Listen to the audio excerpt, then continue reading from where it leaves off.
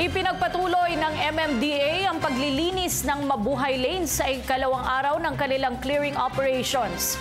Nakikiusap naman ang ahensya sa publiko na makiisa sa paglilinis ng nasabing ruta. Ulat mula kay Jervis Manahan.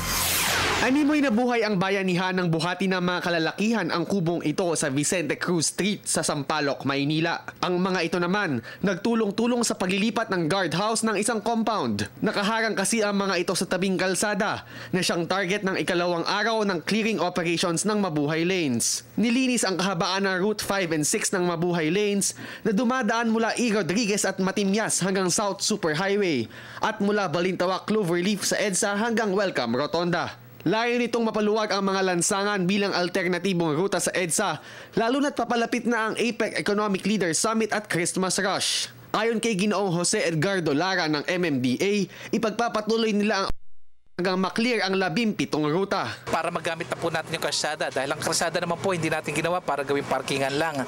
At yung nga po na para paluwagin po natin yung bukod po sa EDSA, lahat po ng mga major roads natin.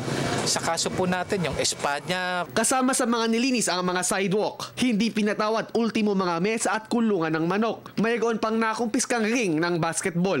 Ang mga kotseng nakaparada sa kalsada at walang nakasakay na driver, hinila. Hindi nakaligtas pati ang truck na ito. 12 ang tow trucks ng MMDA kaya yung mga sasakyang di nahila, tinikita na lang. Utos yun ni yung director namin at saka utos ni Presidente po na linisin yung lahat ng Mabuhay Lanes po. Kasi ito yung alternative mga sasakyan. Wala nang nagawa ang may-ari ng karinderya na si Neng kundi iligpit ang mga niluto niyang ulam. Aminado siya, malaki ang epekto ng clearing operation sa kanilang kabuhayan. Kailangan sumunod tayo sa batas.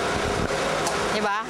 Para gumanda rin ang buhay ng Maynila. Tutol din dito ang ilang residenteng aming nakausap. Marami naapektuhan na maapektuhan na mga yung hindi walang sariling paradahan, ganun. Katulad nito, muntik ng mariker, di pinasok na lang namin sa loob ng bahay kahit na hindi dapat sa loob ng bahay, pinasok na rin namin.